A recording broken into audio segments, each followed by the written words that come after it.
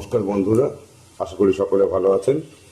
আজ আমি হাঁসের মাংস রান্না করব। হাঁসের মাংসটা অনেকের কাছে গন্ধ লাগে, তাই অনেকে খেতে চায় না, কিন্তু আমি যেভাবে করব সেভাবে খেয়ে দেখুন, করে দেখুন, কত সুন্দর একটা সুস্বাদু জিনিস। তাই হালকা হালকা শীত পড়েছে, তাই এই জন্য আমি এই সময় হাঁসের মাংসটা রান্না করছি। তাই দেখুন, আমি কড়ার মধ্যে তেল দিয়ে জিরে ফোড়ন দিয়ে আলুগুলো লাল করে ভেজে নিচ্ছি। আলুগুলো ভাজতে বসিয়ে দিচ্ছি। আলুগুলো প্রায় আমার আলুগুলো ভাজা হয়ে গেছে। খুব সুন্দরভাবে রান্নাটা হবে, খুব সহজ পদ্ধতিতে রান্নাটা করব, যেটা সকলেই করতে পারবে এবং খেতে অত্যন্ত সুস্বাদু হবে। অনেকে হাঁসের মাংস খেতে পছন্দ করে না, বলে গন্ধ হয় বা এ হয়, কিন্তু রান্নার সঠিক পদ্ধতি ব্যবহার করলে কিন্তু সেই গন্ধ ভাবটা কেটে যাবে, কোনো গন্ধই লাগবে না, অত্যন্ত সুস্বাদু জিনিসটা হবে। তো দেখুন, আমি আলুগুলো লাল করে ভেজে ভেজে নিয়ে তুলে নিচ্ছি।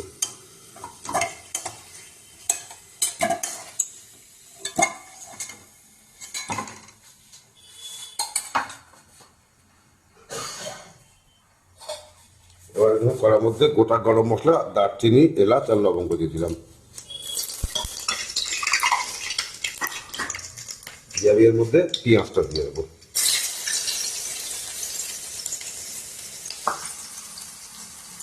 পেঁয়াজটা কিন্তু পুরোপুরি ভাজবো না, মানে বেরিস্তা করবো না, একটু ব্রাউন হবে, তারপর আমি অন্যান্য জিনিসগুলো দেবো।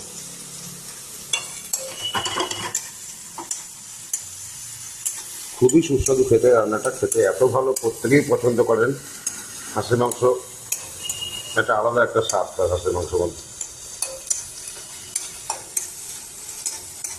পেঁয়াজটা কিন্তু আমি বিরিস্তা করবো না, বাট একটু ব্রাউন কালার করবো।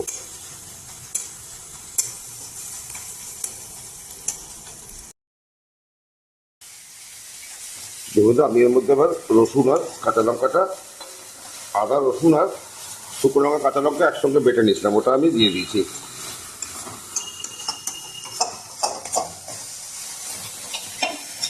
ঝালটা আপনারা যে যেমন খাবে সেই সেভাবে দেবেন।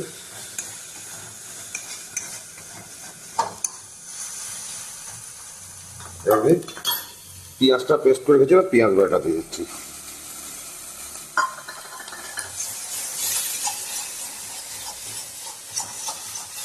এটা কিন্তু ভালো করে ভাজতে হবে, তাহলে পেঁয়াজের কাঁচা গন্ধটা থেকে যাবে। তো এটা একটু ভালো করে কিন্তু ভাজতে হবে,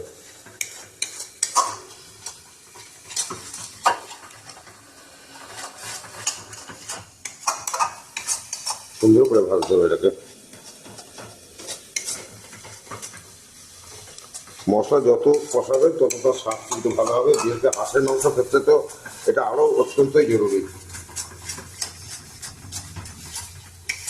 হলুদটা পরে দেবো, এখন হলুদ দিচ্ছি না।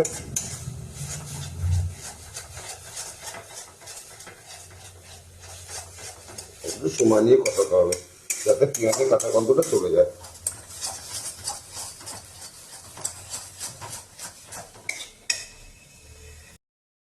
দেখুন, পেঁয়াজ বাটাটা দেওয়া হয়েছে, এবার আমি ধনে আর জিরে বেটে নিয়েছিলাম সেটা দিয়েছিলাম। কিন্তু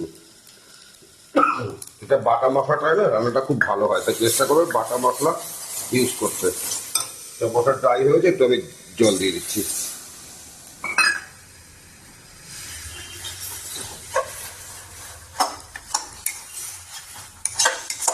আমি ধনে জিরের সঙ্গে কিন্তু লঙ্কা বাটনি, যেহেতু আগে আমি শুকনো লঙ্কা কাঁচা লঙ্কা রসুন আর আদা একসঙ্গে বেটে নিয়েছিলাম বলে আর তার মধ্যে আর লঙ্কা দিইনি, খালি ধনে জিরে একসঙ্গে বেটে নিয়েছি।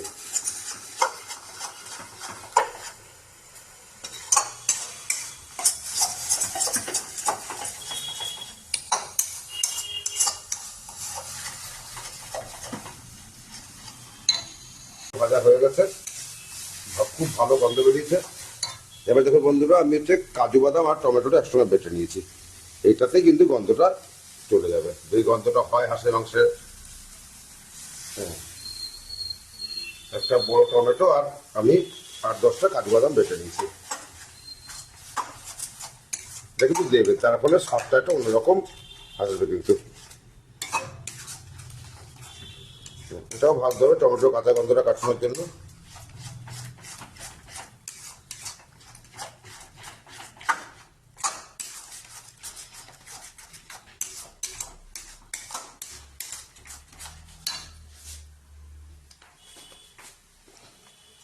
এবার আমি হলুদটা দিয়ে দেবো।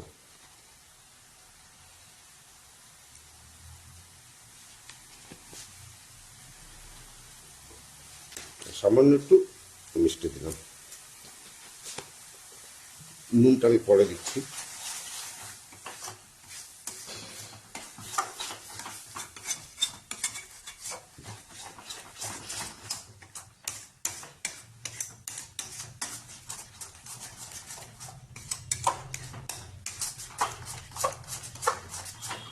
টমেটো কাঁচা লঙ্কাটা কিন্তু টমেটোটা ভাজা হয়ে গেছে।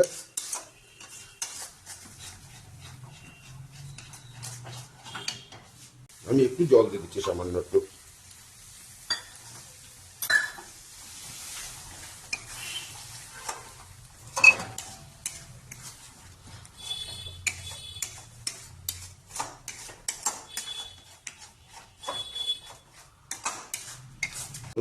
নুন দিয়ে দেবো।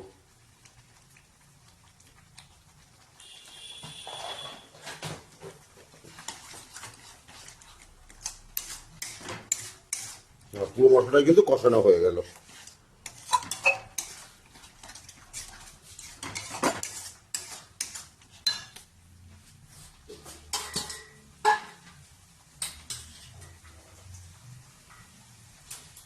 বন্ধু, আমি এটা গোটা হাঁস, সেটা মানে 900 মতো ওয়েট হয়েছিল, ওটাকে ভালো করে ধুয়ে এবার আমি এটাকে দিয়ে দিচ্ছি।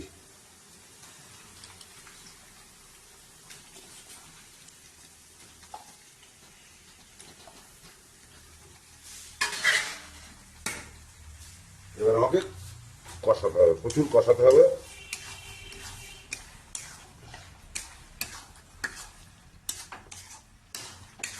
যত ভালো কষানো হবে তত কিন্তু মাংস স্বাদটা বেশি হবে।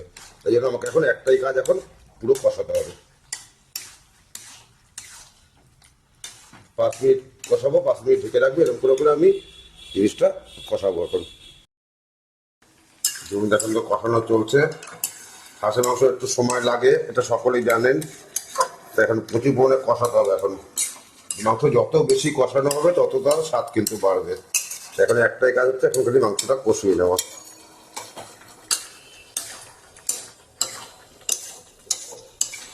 প্রচুর কষাতে হবে মাংসটা। ওই 5 মিনিট কষাচ্ছি, 5 মিনিট ঢেকে রাখছি, এইভাবে করে করে চেষ্টা করতে হবে। যখন কষানো হয়ে যাবে না, তখন আপনারা নিজেরাই বুঝতে পারবেন, তেলটা উপরে উঠে আসবে। এখনো মাংস কষানো দেরি আছে।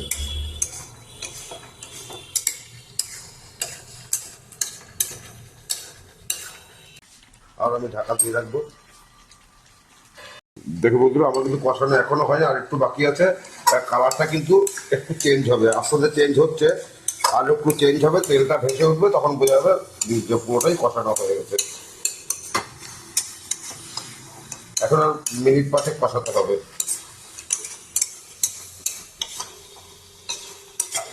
যে কালারটা কিরকম চেঞ্জ হচ্ছে আস্তে আস্তে, একটু চেঞ্জ হতে হবে কালারটা।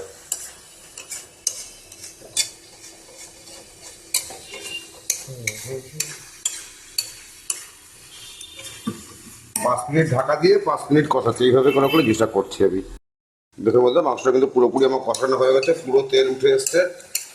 এবার আমি যেটা করবো না, গরম জল তো অবশ্যই লাগবে। আমি একটু চায়ের লিকার দিয়ে কিন্তু জলটা করেছি, এটা করবে কালারটা অসম্ভব ভালো আসবে, এবং হাঁসের মাংস যে গন্ধ থাকবে সেটা কিন্তু এটাই ঠিক, সেটা কিন্তু পুরো কেটে যাবে গন্ধটা। আর অবশ্যই কিন্তু গরম জলে করবেন, একদম মাস্ট গরম জলে কিন্তু করতেই হবে মাংসটা। আর একটু ওটা করবেন, সামান্য লিকার দিয়ে জলটা করে নেবেন।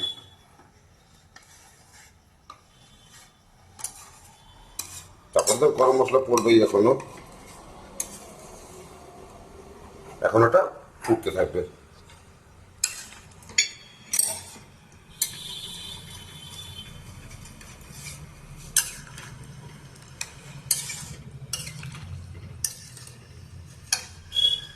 এটা এখন মিনিট 10 ফুটুক, তারপর আমি আবার দেখছি।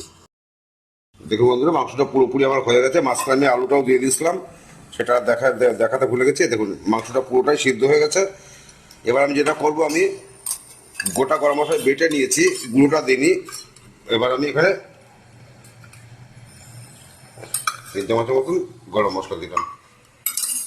তারপর একটা সুন্দর একটা গন্ধ বেরোবে, অসম্ভব ভালো গন্ধ বেরিয়েছে মাংসটা। বন্ধুরা, আমি এটা পুরোটা সার্ভ করে নিয়েছি। এবার মানে খাবো সেটাকে আর কি বলছি। খুবই ভালো হয়েছে, খুব সুগন্ধ বেরিয়েছে। বন্ধুরা আপনারা কিন্তু অবশ্যই করবেন, করে খুব ভালো লাগবে। খুব সহজ পদ্ধতিতে করলাম জিনিসটা এবং খেতে অত্যন্ত সুস্বাদু। সকলে ভালো থাকবেন বন্ধুরা। আজ এই পর্যন্ত, পরের ভিডিও আবার দেখা হবে বন্ধুরা। নমস্কার।